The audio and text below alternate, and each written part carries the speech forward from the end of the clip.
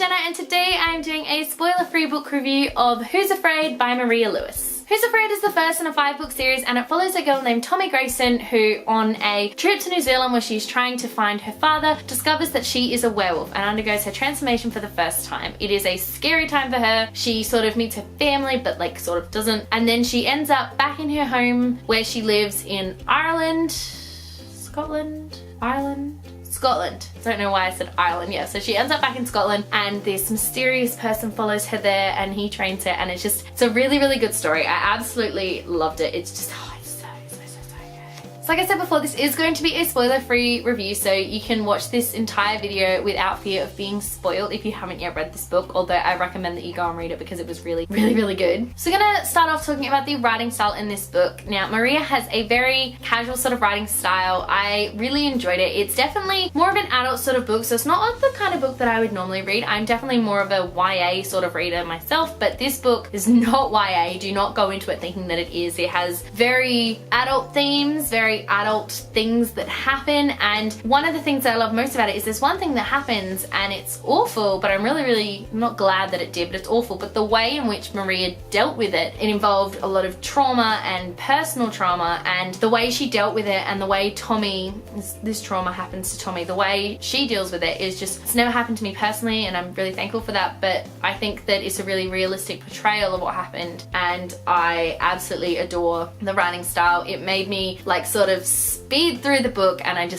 really loved the writing style of this one. The world building was amazing. So obviously in the start of this book, Tommy's living in Scotland and Scotland's one of the places that I've kind of always wanted to go. So first off, like that's just a tick right there. And then we go to New Zealand and New Zealand is literally on the top of my list of places that I want to go. So the way that Maria was describing New Zealand made me want to go there so badly. So obviously the world building in this is done really, really well and it really paints the picture of the real world. And then we look on the other side of the spectrum and you look at the paranormal supernatural world that she's created. Again, the world building there is really, really clever and good. She gives us enough backstory of, so we sort of know, because obviously Tommy is new coming into this world and so are we. So she gives us enough information without it being super like info dumpy and really annoying that we know where we stand in this world and we sort of get more of an idea of it, and I believe we're going to get more of an idea as the series sort of progresses. So for a first novel, it does a really good job in throwing us into this world but not leaving us blind, but also not giving us too much info dumping, because info dumping sucks and is so annoying to read. It like really kind of like jars you out of the story, but that didn't happen at all. Even when like Lorcan was explaining things, I didn't feel jarred out of the story. I felt like it just really, really, really worked.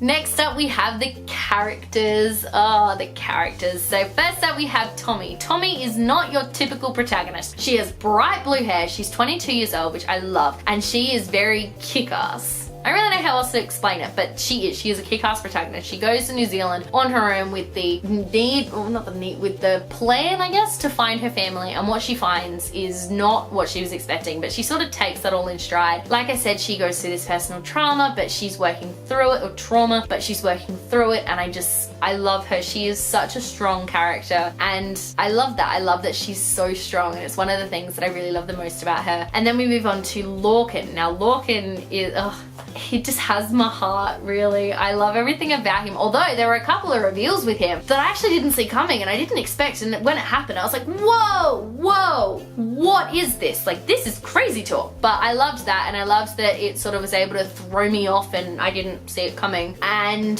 so the other characters that we meet like Joss and Marie and Kane, Will, and a couple of others sort of in Scotland who are Tommy's sort of little group of friends, and oh my goodness, each and every one of them crawled their way into my heart and I just love them so much, and I didn't want them to leave. I still don't want them to leave. I love them so much. And side note here, this book is being turned into a TV show and I cannot wait to see them all on the small screen. Like, I need a Marie and a Kane on screen. It's what I need. I need a little Joss. I need them all on screen. I need them all. So yes, I really, really love the characters. Those are just kind of the good characters. And then the bad characters as well. Like the biggest bad character in this book. Oh, okay. Yeah, no, I wanted to kill them really badly. I hated them so much, and the way she wrote them though, he ended up being such like this complex little character, and I really hated him. And I don't like super hating characters in books, but this one, So coming to the plot of this book, basically the plot of this book is very, very simple. It is literally just Tommy who goes to New Zealand to try and find out what happened to her father. She ends up stumbling on a heritage she didn't know she had, which was that she can turn into a werewolf. So she transforms for the first time while she's in New Zealand. She's very, you know, shook up, doesn't really know what's going on, all this sort of stuff. And then she ends up back in Scotland with Lorcan, who is training her the art of being a werewolf, I guess, and is training her how to fight and how to control herself and how everything sort of works, and also giving her the history lesson so that she knows sort of where she stands. And basically the plot of this book is that what happens in New Zealand follows her home. And so it's a very nicely well drawn out first book, because it's not just set up for following books. It definitely has a lot of inner conflict in it, and I absolutely adored it. The conflict that was there was just so good, because it wasn't just like external demons, it was also a lot of internal demons that Tommy had to deal with, like this trauma that she had to sort of work her way through. So I loved that it wasn't just all external, but there was a lot of internal conflict as well. It is made for like a really refreshing sort of story. And also, can we please talk about all of the cultural references in this book? There were so many pop culture references that I was in love.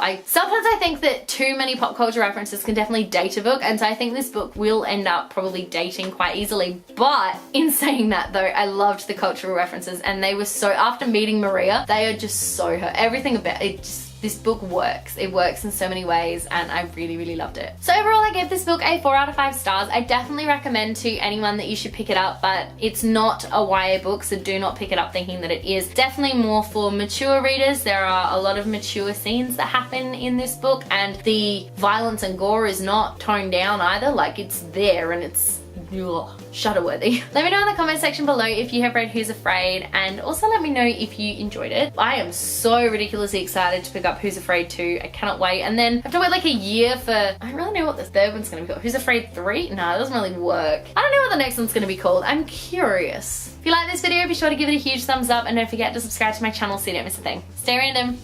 Bye.